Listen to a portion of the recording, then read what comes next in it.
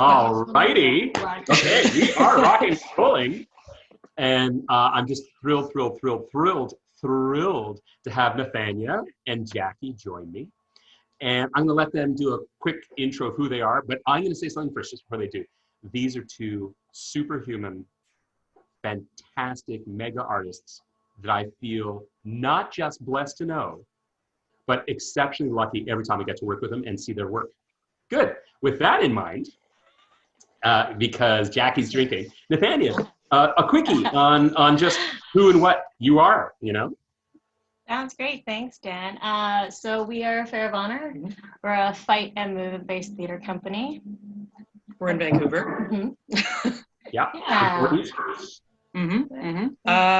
We focus on primarily out of just necessity when we began. We focus primarily on finding stories with strong female leads, diverse casting, LGBTQ plus characters, and just kind of providing a platform for emerging artists and all of those peoples to have a space to play and explore and tell stories and fight each other, because that's our favorite thing. And you do both two-hander as well as large groups, right? Yes. Yeah. Yes, it's easy to tour two people. It is a lot of fun and also quite challenging to do a big ensemble. So we like to do both. Mm-hmm. So we like to go in between the two sometimes when we hit for projects, which is great. They both have their things because we love to fight each other and we love to play off of each other. But then we also love a whole room of bodies moving together. Like that is one of our favorite things to see. Yeah. It's just like the synchronicity and the like the drive and the it's a really cool energy that we have in our rehearsal halls. So we're very lucky. 100%. Yeah. And the idea being that when you have a large group, there's the majesty, the theatricality of a large group is hard to deny. Yeah. So let me, I'll make a statement and then I'm going to throw a question at you. So the two of you are what can only be described as very different individuals, right? And I love the fact that like yin and yang, you really complement each other. And I'm going to actually try to make this both harder and easier. I'm going to ask each of you to say, what is it about the other that you find most wonderful to work with? Oh, good. For me, I mean, this is an easy question because I know I've always known it's Nathania is never complacent. Where everybody else would be like, you know what, I think this is fine. Like, this is a good level where we're at. Let's just try to maintain. No, there's always farther to go. There's like, even like when the show is closed, she's like, I think we could have done this much better. And like next time we're going to and I'm like, let's like have a beer because it's closing. Let's enjoy what we did. And then we'll go to the drawing board later. But that drive and that passion has always been something that's been incredible to have in the room. It's inspired so many people, as you know, and you've seen. So yeah, that endless source of passion that I keep trying to tap into. Yeah, that's a big one for me. There's a lot more, but that's the first one. That's really great. So what do you think? What do you say, Nathania? For me, it's she really leads by example, and her discipline is huge. Yeah, like her work ethic is infectious in the room. So immediately, if there's something that we're doing, she's the first one in, and she's the first one like really giving 100%. So even if it's something that is set up to fail, right? Because what we want to do is also push, right? So with the push, we need to do things that might not work at first. So what's really great is Jackie's literally the first one to try it, figure it out. It's uncomfortable. She hates it. but because she gives it 100%, everybody's then feels like they have the permission to also try. And also try to see if they're able to do it, which is what I love in the room. Because I always tell, like, the first thing that I say is like, this is the time, like rehearsal, especially like around tech week and the week before, maybe we can't be playing around, but it's the time to figure out what you can do, like to push further. I'm not really excited about what you're giving me now because I know you can go further. So Jackie's the first one to literally be like, oh, okay, like I can do this. And then everybody else, and especially with her discipline on like how she trains and her skill set, everybody's always like, oh, wow. And I go, yes, exactly. That's what we need, because of what we do, it requires that patience and that discipline. So, yeah. Brilliant. So one of the things I think people should know about you two is that you are so active in creating opportunity for others. And when we had spoken recently, you were looking at future projects and you're going to be meeting people. So can you give me an idea of what are some of the things you're looking for in the future artists that you have not yet met? That's a good question. Yeah. I guess anybody who has taken our any of our workshops or like our company classes kind of has an idea. But a big boiling point that a lot of it comes down to is that attitude that we're talking about. Like if you're down to play, if you're down to explore, if you're down to fail, if you're down to have fun, and work with the ensemble, it's never, the stuff that we started doing came from a very selfish place because we wanted to play. But now, like when we do open up the floor and we want to have all those bodies moving on stage, if you're trying to be an individual in that, not to say like stifle your individual spirit, but like if there's any kind of disconnect, because like we've all kind of experienced every now and then either somebody who's unsure or kind of like wants to distance themselves, coming from whatever place, and that's fine. But when it comes down to our ensembles and when we're like working in the room and when we're giving people what's the word I'm looking for, exercises, we really want to see like how they're working with each other, how they're playing with each other, what that attitude is in the room, if they're willing to, you know, not hurt themselves, but fall on their face effectively, and then get back up, because that's really important for what we do.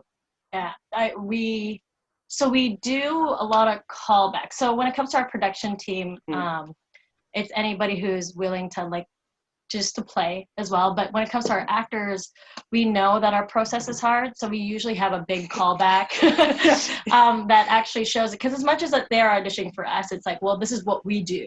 So we don't want you to also be unhappy, because the rehearsal hall is like one of the things that we hope that you're fulfilled, that you're having fun, that you're feeling challenged. So we're very transparent at the beginning of like, no one, like, think about doing your exercises, like doing 45-minute cardio. Like say you're gonna run. Yeah. It's never usually the best to start out with, right? I can attest because I hate it. But we have to do that because our shows are 2.5 hours sometimes. There's a lot of fight. There's a lot of physicality. All of our transitions are done in movement. So we need to make sure your stamina is up. So we, as creators and as artistic heads, we want to make sure that you have the stamina. We're always watching the room to see how much people can handle, because we go, because we've had that sometimes too in the room where people are like, oh, well, I wish I had more. Like, how come I'm not doing this fight? Or how come I'm like, well, I see you in the longevity. I see you in rehearsal. Like we're always looking, we're always seeing how you're taking the training, how you're taking the choreo. Like we see it. Like, I guess how to boil it down to what we're looking for, Dan, is we're always watching how you are in the rehearsal hall. We're always watching how you're interacting with people during stress. We're always because it comes down to show week when we go, oh, okay, well, we don't want you burnt out. We don't want you super tired. We want you to be together with the ensemble, breathe with the ensemble, know that we're getting through this together and we're creating art. So our biggest thing is attitude. Our biggest thing is what you talk about always with our work is partnering. Like a lot of us can think about our work and go, oh, that was a tough partner. I really wish we connected better. Right? Yeah. So I have to say, if you don't mind, please. That there's a phrase it's that horrible, horrible, horrible phrase from theater school that you're always auditioning. I know you don't mean it that way, but there's something about the constant need to check in and make sure that, and I don't want to put words in your mouth, but make sure that people are ready to take the risk that you're asking of them, be it physical or character or emotional, right? Emotional within character, obviously. So I guess a lead-up question that you've prompted in me is, so you're not kids anymore, in that you have been doing this together now for a while. And sorry, remind me, how many shows have you done together? 5. Yes, 5 major shows. 5 big shows, yeah. So yes. that means there's been some lessons learned. Oh yeah, Oh yeah, right. some And really dumb ones too. Well, you know what though? I mean, because remember, one of the things I think is our duty of the people who have already progressed forward in our careers is to help the people coming up behind us, right? So what are some of the lessons you've learned that people will ignore and make their own mistakes with? The biggest one, I mean, a big one for me is, and I still say it, and I still make the same mistake, and that's the hardest one. It's practice what you preach, particularly in terms of like self-care and telling yourself to stop when you think you should, even though you want to push yourself. That one's huge for me. How about And also forgiving yeah. yourself when you perhaps haven't done what you wanted? Yeah, also the hardest thing. No, shame. But yeah, that's a big one for me. Yeah, that's a really tough question. We're always learning. We do what you guys do, which is awesome. I think always a check-in at the end. We check it. We have actual sit-downs with all of our ensemble and our production team about their experience, because we think it's very valuable, because we know we're emerging. We know that we are up and coming. So we will sit with them, especially like during the hard conversations. We never try to let anything slide. We have some good mentors too. Mayumi Yoshida is an incredible playwright, writer, director, actor, in film and theater. And she's been a great mentor in just seeing how to like approach even conflict. Because sometimes like when you're creating with friends or colleagues, sometimes the hardest thing is like not being able to like talk about the icky things. Sometimes that will happen out of stress or out of no time, no money. So it's been really good to learn how to communicate and also how to get feedback, because what we know is like this is never the baseline. It's like, oh, this was great. These were great aspects about it. This was a little bit rough. How can we make this better for next time? So that's always the big thing, is like that check-in, which I think is great that you do at the WIT, because I think that's why you're successful in building your communities, because you're constantly always figuring out what will be better for your students. And that's the same thing for us in our rehearsals and for our teams, because there's so many people that, yes, we want to work with new people, but there's also so many other people that we loved and we love to work with. So we always want to make sure that they're happy too, because, you know, the work that we do, we demand a lot. So, Absolutely. And it shows, right? Like I think the work shows because of your demanding and high expectations for yourselves and for others. So I was watching a video where a person was talking about bad advice, and advice that this person had to experience before they could realize it was bad advice and wish they had not listened. Was there anything you were told when you were just starting out that you went, wow, that's actually advice I would not suggest other people follow?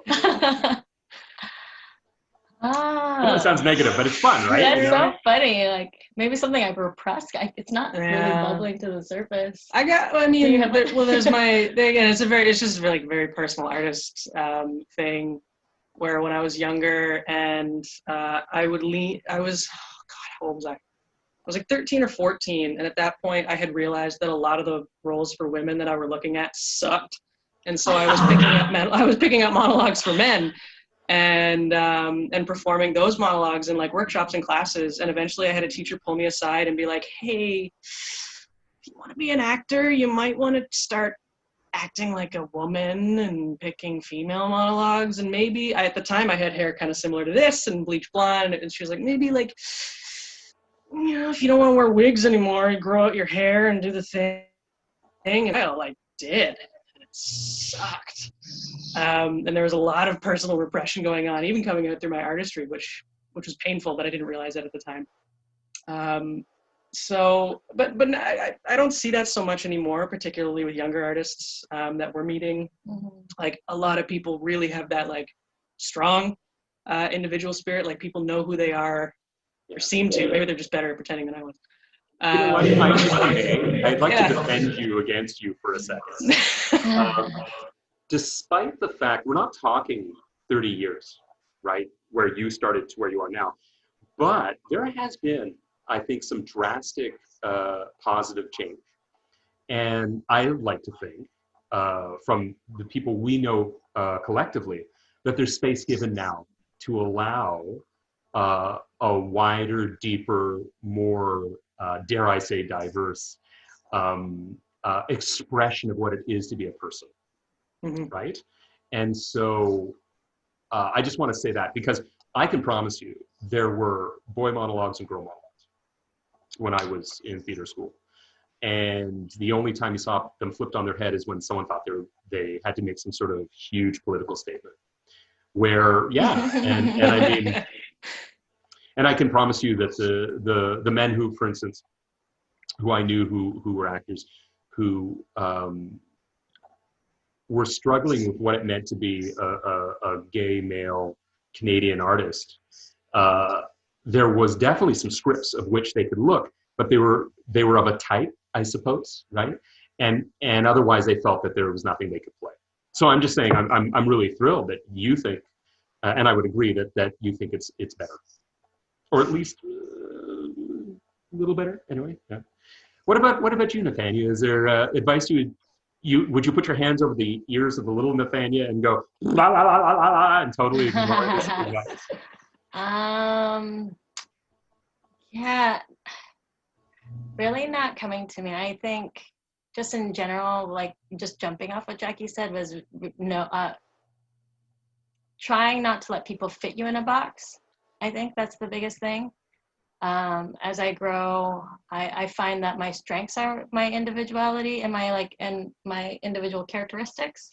And for a long time, you just think that, well, I could play that. I could play that. Well, I can definitely play that. Instead of being like, no, this is really what I want to do. This is really the niche that I want to play. Instead of being like, well, right now I should only be going for like the ingenue role, or like, you know what I mean? Just like some of those things that you find out of school or anything like that. So it's really cool to finally not be like, hey, agent, what do you think? Instead of being like, this is who I am. Yeah. So I think that's where I am at in my journey, because for a long time, I think I was doing it to myself, and maybe it was out of influence of like people around me, or like maybe some of my mentors or teachers at the time. Like, and I've never clocked anything terrible or bad, but I know for a long time I was like, well, I'm here. Take me. Yeah, I'll do whatever. Instead of being like, no, this is what I want to portray myself. This is, and especially when it comes to my diverse background for a long time, right? Because I come from a place where colonization and westernization is a huge thing. So it's really cool to really be like proud of who I am. So yeah. So that probably, I'm going to ask you a hard one, I think. What's something you haven't yet done that you suddenly realize, boy, I really want to and need to play this?